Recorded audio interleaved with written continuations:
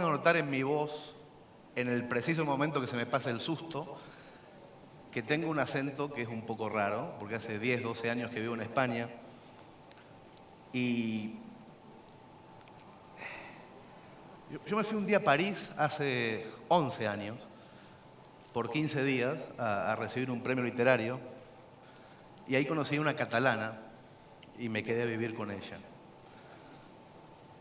En Argentina tenía trabajo, tenía una casa y no tenía ninguna intención de mudarme de tierra. Mientras tanto en España no tenía nada, no tenía ni casa ni trabajo, ni siquiera tenía papeles para conseguir casa y trabajo. Para peor, a los 8 o 9 meses que yo estaba viviendo de prestado en España, solamente porque estaba enamorado, etc., pasaron en Argentina dos cosas horribles. Primero vino la crisis del 2001, 4 o 5 presidentes en una semana y caos social. Y una cosa todavía peor, más o menos en la misma fecha que fue que Racing salió campeón. Yo soy de Racing y es horrible ver por primera vez a tu equipo salir campeón y estar lejos. Lejos de tu tierra, pero en mi caso particular lejos de mi padre, con el que siempre pensábamos que íbamos a ver ese acontecimiento si ocurriera juntos. Esas dos circunstancias, la crisis económica de Argentina y el hecho de que tu equipo salga campeón, ocurrieron a la vez y me enseñaron algo que yo no tenía la menor idea de que podía pasar, que tiene que ver con que el dolor y la fiesta, la tragedia y el triunfo son lo mismo cuando estás en otra parte. No poder estar llorando con los tuyos cuando pasa algo horrible, no poder estar festejando con tu gente cuando pasa algo maravilloso, te pone inmediatamente en fuera de juego.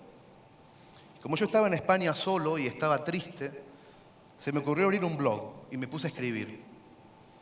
A ese blog le puse de nombre Orsay, que quiere decir en jerga futbolística, justamente, que uno está fuera de juego, que no estás habilitado para jugar. Yo en esa época no conocí internet más que para mandar correos electrónicos y chatear cada tanto con mis amigos de Mercedes.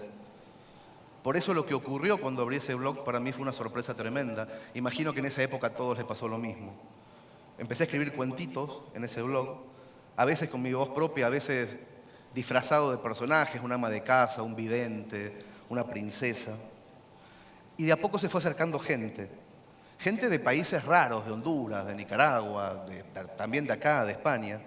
Y Orsay se fue convirtiendo en una especie de comunidad involuntaria de lectores.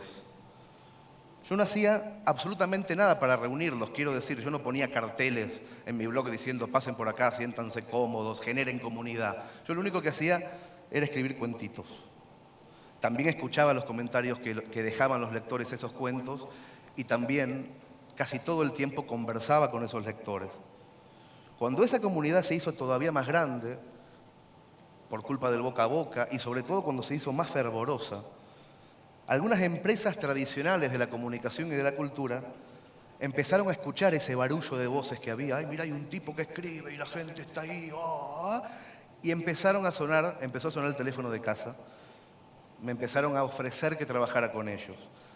Las editoriales me proponían hacer libros con las historias que yo escribía gratuitamente en internet y la prensa me invitaba a que escribiera columnas en sus periódicos parecidas a esas cosas que yo escribía en internet. Y yo ahí, y esto lo sé ahora, no lo sabía entonces, en ese punto me parece que cometí un error bastante grave. Me fui a trabajar con la industria. Suspendí la comunicación directa con mis lectores y me dejé poner intermediarios. Un representante, una editorial, un administrador, un editor de contenidos, un gestor. Toda esa gente se fue poniendo en fila india entre mis lectores y yo. Las editoriales, además, me pidieron, para la publicación de mi primer libro, que yo quitara todos los textos gratuitos de internet para que ellos pudieran venderlo. Ahí la cosa se puso un poquito tensa porque yo les dije inmediatamente que eso no lo podía hacer, porque esos textos los había regalado y yo no podía ir casa por casa de cada lector diciéndoles si por favor me devolvían el regalo porque ahora se me había ocurrido con gente de corbata vendérselo. Pero lo peor fue, con el paso de los libros y del tiempo, la sensación permanente de que las editoriales me robaban. Una vez me liquidaron en ventas de un libro de bolsillo. Es una anécdota que cuento siempre y que me parece paradigmática.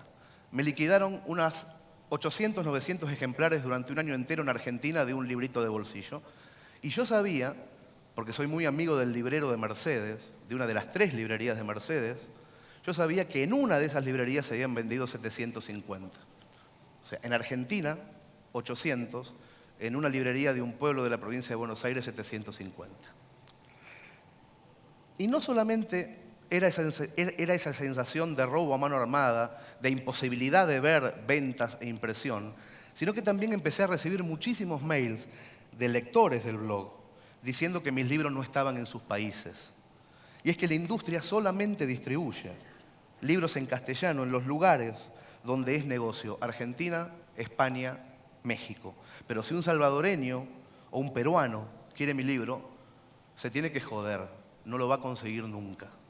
Con la prensa me estaba pasando más o menos lo mismo.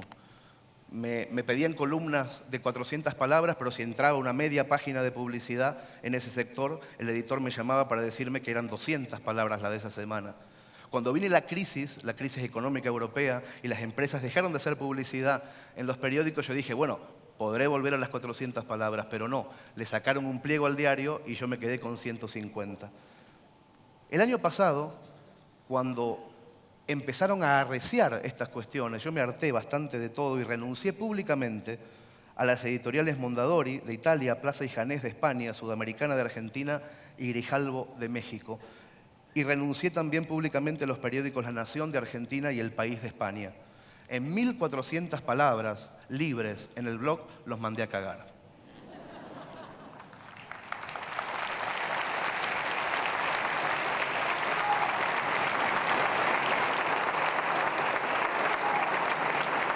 Mientras hacía esto, volví a comunicarme después de un año entero de estar en silencio con la gente de mi blog. Y les conté que se me había ocurrido una idea.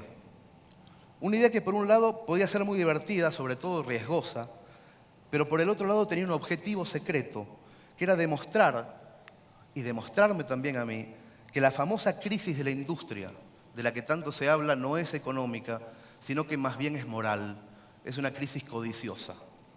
La idea era hacer una revista imposible. Desde el patio de mi casa en un pueblo de Cataluña, sin oficinas, y con un staff integrado solamente por mi familia y por mis amigos de la infancia. Una revista que se iba a llamar Orsay, como mi blog. Una noche con Chiri, que es mi amigo del alma, redactamos una especie de decálogo, una suerte de promesa a los lectores. Esto ocurrió exactamente hace un año. Prometimos que la revista no tendría publicidad, ni un centímetro de publicidad, ni subsidios privados ni estatales.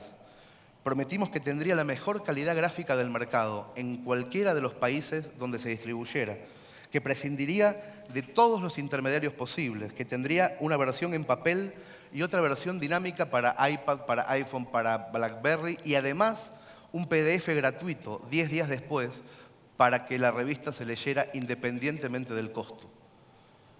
Prometimos que escribirían y dibujarían únicamente personas que Chiri y yo admirásemos muchísimo, que sería trimestral y tendría más de 200 páginas por edición, que en cada país costaría lo mismo que 15 periódicos del sábado en esa región. Dijimos en el punto 8 que la plata la íbamos a poner nosotros y que la íbamos a hacer aunque no se vendiera. En el punto 9 decíamos que si salvábamos la inversión íbamos a ser felices. Y en el punto 10 que si no salvábamos la inversión nos chupaba un huevo. En ese momento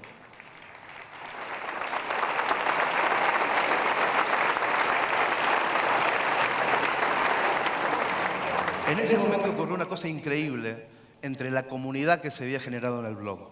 Algo que no teníamos previsto. Los lectores de Orsay se encargaron de difundir la idea, de contarle a sus amigos que había unos cuarentones en un pueblito escondido en la montaña que querían hacer una revista de literatura popular, de crónica narrativa, con textos larguísimos, justo en medio de la crisis del papel. Antes incluso de contarles de qué se iba a tratar esa revista, los lectores la empezaron a comprar en masa. La gente se volcó con una fe que yo no había visto en mucho tiempo en un producto cultural. La compraron 10.000 personas, repito, sin saber los contenidos, en preventa, antes de salir. Y es una revista cara, sale 16 euros en Europa y 12 dólares en Latinoamérica.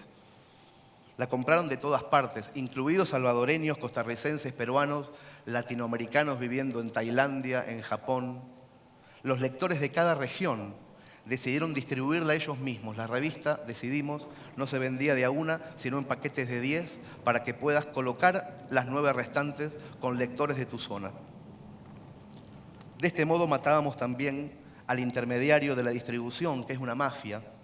La distribución se queda con el 50% del precio de venta de cada publicación que nosotros compramos. El autor, el 8%. El Corte Inglés, Carrefour, el 50%. El 1 de enero de este año salió a la calle el primer número de Orsay y así lo hicimos cada 3 meses hasta llegar al objetivo de los 4 números anuales. El número 4 acaba de salir a la venta hace una semana. Cada revista pesa más o menos 1 kilo y a la vista es imponente, no tiene publicidad.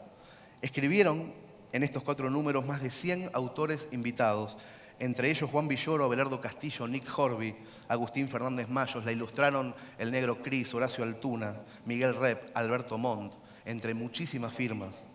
A todos les pagamos en euros. En medio de todo ese fervor, descubrimos que el sueño era únicamente posible conversando con los lectores. Y entonces, a mediados de este año, cuando estábamos en el número 2 y empezando a hacer el 3, decidimos, de una forma también bastante arriesgada, convertirnos en editorial. La idea fue agarrar un contrato estándar de mis antiguas editoriales y poner todo lo contrario. La idea era no cagar al autor, no asfixiarlo. Los derechos siempre para ellos. Si te querías ir al día siguiente, buenas noches, andate, todo bien. Sobre todo, que en vez del 8 o el 10%, el autor está recibiendo el 50% del precio de venta al público. El 50%. Y más que eso, el autor tiene la posibilidad con contraseña de entrar a una página donde ve la venta online directa de cada lector y tiene un correo electrónico de ese lector para agradecerle o para decirle: yo sé que vos me estás comprando y me estás pagando a mí. Fuimos notando a medida que avanzábamos que Orsay dejaba de ser un blog o una revista, incluso dejaba de ser una editorial y se convertía en un proyecto de los lectores. Hace 2 meses se nos ocurrió la posibilidad de abrir un bar en Buenos Aires, un lugar de encuentro entre la gente que lee la revista. Le pusimos Orsay. Una tarde yo le conté a los lectores del blog si tenían ganas de que hubiera un bar y también les pregunté si alguien quería sumarse al proyecto bar como inversor. En 24 horas recibimos 204 correos electrónicos con gente que quería poner $1.000 o 10.000, un loco quería poner 80.000. También hubo gente que sin capital se ofreció para pintar el bar cuando empezáramos a armarlo, que se ofrecían a ayudarnos con la habilitación porque trabajaban en algún ministerio, etc. O que se postulaban una vez el bar abierto para exponer sus cuadros o para tocar con sus bandas de música. Esto ocurrió a principios de agosto de este año. El bar Orsay abrió el jueves pasado en el corazón de San Telmo, Humberto Primo 471, cerveza 2x1 antes de las 22. Y en la inauguración hubo tanta gente que tuvimos que hacer 4 presentaciones, jueves, viernes, sábado y el domingo pasado. En marzo intentaremos abrir otro bar en Barcelona con el mismo sistema, la inversión de los lectores. Y el objetivo para el próximo año, además de seguir haciendo revistas, esta vez bimestrales, y además de hacer muchos más libros, será el de abrir un tercer bar en Centroamérica para armar una especie de triángulo iberoamericano de la cultura o de los borrachos que leen o algo, ¿no? Hace una semana estuvimos a punto de que 2,5 toneladas de nuestros libros y revistas se quedaran retenidas en el puerto de Buenos Aires por un malentendido con la Secretaría de Comercio. Los lectores de Orsay, de todo el mundo, fue un jueves maravilloso, hicieron explotar Twitter con una frase que decía "liberen Orsay". Y eso fue tremendo porque a las 12 horas el gobierno argentino escuchó ese reclamo, respondió por Twitter el jefe de gabinete del gobierno diciendo que se iba a encargar personalmente del asunto y al día siguiente las revistas estaban liberadas. Yo creo que eso que es la última anécdota que voy a contar, quiere decir algo. Yo estoy seguro que eso es el principio de algo. Las decisiones culturales empiezan de a poco a estar en nuestras manos. Ya no le hacemos caso a altavoces únicos que nos dicen lo que hay que hacer. Somos nosotros los que comunicamos. Somos 400 millones de personas las que hablamos en español. Cada uno de nosotros, cada región, tiene una jerga distinta que nos hace únicos, pero que también nos enriquece. Nos entendemos. Internet llegó hace un tiempo para unirnos, para decirnos que se pueden hacer cosas juntos, y sobre todo en la cultura, que es la base fundamental de la complejidad de la mente. Hace casi 10 años abrí un blog porque me sentía solo en un país extraño, me sentía fuera de juego, necesitaba comunicarme con los míos, y por eso le puse Orsay. Hoy estoy seguro que la industria de la cultura somos los lectores y los autores, y nadie más. Y que la otra industria, la que le teme a los cambios, la que intenta hacernos creer que Internet es un lastre, la que rajunia y la que daña, se está muriendo. Y la vamos a ver morir. La cultura tiene que ser libre y tiene que ser gratuita. Yo les convoco a autores, editores, a que cada vez que vendan un libro lo pongan en PDF gratis el mismo día que sale a la venta en góndolas, porque van a vender más. Estuvimos años dependiendo de una industria codiciosa, comprando lo que ellos querían que comprásemos. Y de repente, y cada vez más, están quedando en Orsay. Gracias.